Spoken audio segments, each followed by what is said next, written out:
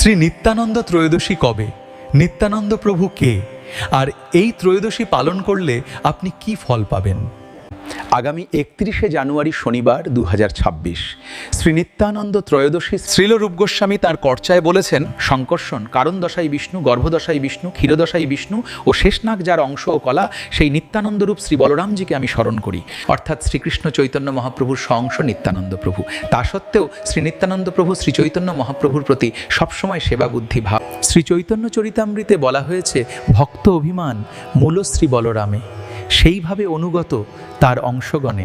অর্থাৎ নিত্যানন্দ মহাপ্রভু স্বয়ং ভগবান হয়েও অথচ ভগবানের প্রতি সেবা অভিমানী হওয়ার জন্য এই নিত্যানন্দ মহাপ্রভুর থেকে যে সমস্ত অংশ বা কলা প্রকাশিত হয়েছে, তারাও এই ভগবানের প্রতি সেবা অভিমানী যুক্ত হয়েছে।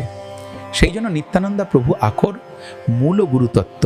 মাঘ মাসের শুক্ল ত্রয়োদশী তিথিতে গৌড়ীয় বৈষ্ণব ভক্তগণের কাছে পরম আদরণীয় এই তিথিতে তারা হরিবাসর জ্ঞানে সম্মান করে ব্রত উপবাস পালন করে। সুতরাং যারা শ্রীনিত্যানন্দ প্রভুর আবির্ভাব তিথিতে ব্রত উপবাস করে সম্মান না করে, তারা বিষ্ণু তত্ত্বকেই অস্বীকার করে থাকে।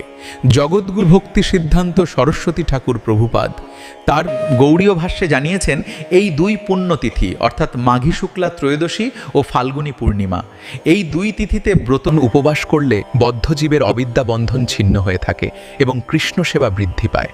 এই কলিযুগে বিষ্ণু তিথিতে যারা ব্রত উপবাস করে শ্রীবিষ্ণুকে অর্চনা করে, তারাই ধন্য। তাদের কখনো ঘোর সংসারের ভয় থাকে না, এবং যে স্থানে ব্রত পালনকারী ভক্ত বসবাস করে, সেই স্থানে কলি কোনোদিন প্রবেশ করতে পারে না। সুতরাং বিষ্ণু যেরূপ সর্বশ্রেষ্ঠ, বিষ্ণুর ব্রত ধারণকারী ভক্তরাও সমস্ত জায়গায় সর্বশ্রেষ্ঠ। এটাই জীবের পরম ধর্ম।